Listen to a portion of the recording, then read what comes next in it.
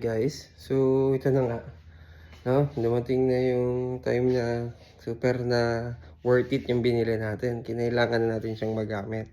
So ito, meron na akong portable fan.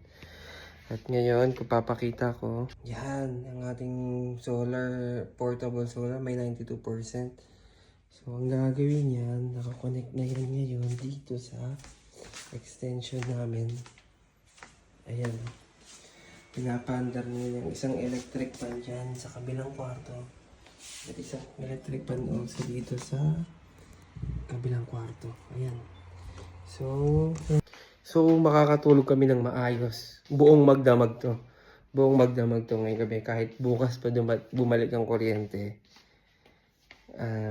Makakatulog kami ng maayos kasi may dalawang electric fan na nagana sa kwarto namin. Yun lang. So, sobrang sulit nito sa pagdating sa mga ganitong pagkakataon. Mga brownout. Alright?